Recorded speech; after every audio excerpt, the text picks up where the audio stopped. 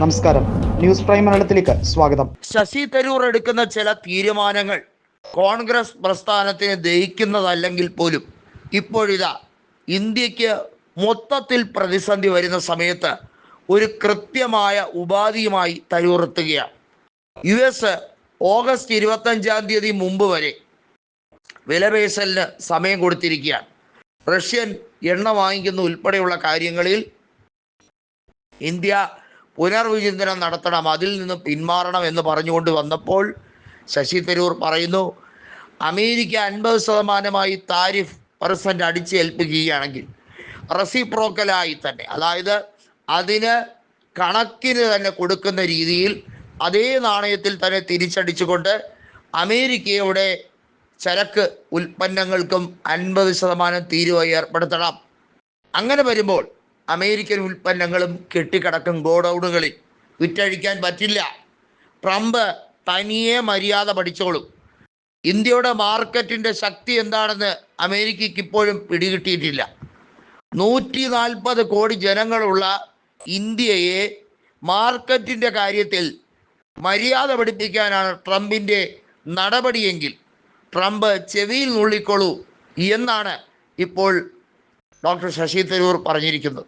നമുക്കറിയാം, ഇന്ത്യയിൽ നിന്നുള്ള വിദേശ പ്രതിനിധി സംഘത്തെ അയച്ചുകൊണ്ട് ഓപ്പറേഷൻ സിന്ദൂർ നടപടിയെ കൃത്യമായി വിവരിക്കാൻ ശശി തരൂറിനാണ് ആ പ്രതിനിധി സംഘത്തിൻ്റെ നേതൃപദവി കൊടുത്തത്.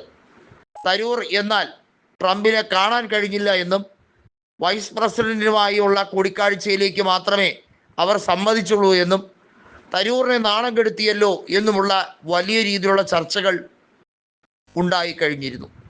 അതേസമയം തരൂർ പറഞ്ഞൊരു കാര്യമുണ്ട്, തൻ്റെ രാഷ്ട്രീയ പ്രസ്ഥാനത്തിൽ നിന്നും എതിരഭിപ്രായം പറഞ്ഞുകൊണ്ടല്ല നരേന്ദ്രമോദി പറഞ്ഞ ഈ പദ്ധതിക്ക് മുന്നോട്ട് പോയത്. നരേന്ദ്രമോദി പ്രധാനമന്ത്രി ആയതുകൊണ്ടും ഇത് ഇന്ത്യയുടെ പൊതുവായ ആവശ്യമായതുകൊണ്ടുമാണ് താൻ വിദേശ സംഘവുമായി ബന്ധപ്പെട്ട കാര്യങ്ങളിൽ ശക്തമായ നിലപാടെടുക്കുകയും വിദേശ പ്രതിനിധി സംഘത്തെ കൃത്യമായി തൻ്റെ ജീവിതാനുഭവത്തിൻ്റെ അടിസ്ഥാനത്തിൽ നയിക്കുകയും ചെയ്തതെന്ന് വ്യക്തമാക്കിയിരിക്കുകയാണ്.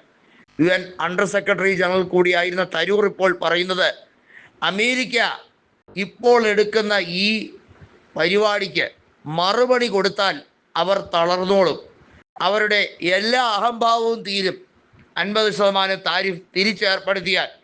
മാത്രമല്ല, നേരത്തെ അമേരിക്കൻ പ്രസിഡന്റായ ട്രംപിനോട് ഒരു ഇന്ത്യൻ വംശജയായ മാധ്യമപ്രവർത്തക ചോദിച്ച ചോദ്യം, എന്തുകൊണ്ട് റഷ്യയിൽ നിന്നും മറ്റുള്ള മിനറൽസ്, നാച്ചുറൽ റിസോഴ്സസ്, പ്രത്യേകിച്ച് യുറേനിയം ഉൾപ്പെടെയുള്ളത് വാങ്ങുന്നു, എന്നാൽ ഇന്ത്യക്ക് വാങ്ങുമ്പോൾ എന്തിനാണ് ഇതിൽ ക്ഷോഭിക്കുന്നത്, എന്താണ് നിങ്ങൾ അക്ഷമനാവുന്നത്? ഇതിനെക്കുറിച്ച് പറഞ്ഞപ്പോൾ ട്രംപിന് മിണ്ടാട്ടമില്ല. അതായത് കൃത്യമായൊരു ലോജിക്കില്ലാതെ വ്യക്തിപരമായ കാര്യങ്ങൾ പറഞ്ഞുകൊണ്ട് ട്രംപ് ഇവിടെ മനഃപൂർവ്വം സ്ഥിതിഗതികൾ വഷളാക്കാൻ ശ്രമിക്കുകയാണെങ്കിൽ അതിന് ഉത്തരം മറ്റ് രീതികളിലേക്ക് കൊടുക്കാൻ തന്നെയാണ് ഇന്ത്യയും തീരുമാനിച്ചിരിക്കുന്നത്. മോദിക്ക് ഒരു നാണക്കേട് ഉണ്ടാകുമ്പോൾ, പ്രത്യേകിച്ചും ട്രംപ് മൈ ട്രൂ ഫ്രണ്ട് എന്നൊക്കെ തട്ടിവിട്ട് വിദേശത്തുള്ള ഒരു വ്യക്തിയെ, അതും ഒരു രാജ്യതലവനെ ട്രൂ ഫ്രണ്ട് എന്നൊക്കെ എന്തടിസ്ഥാനത്തിലാണ് വിളിച്ചത് എന്ന് നരേന്ദ്രമോദി പാർലമെൻറ്റിൽ തന്നെ വിശദീകരിക്കണം എന്നാണ് AICC നേതൃത്വം പറഞ്ഞത്.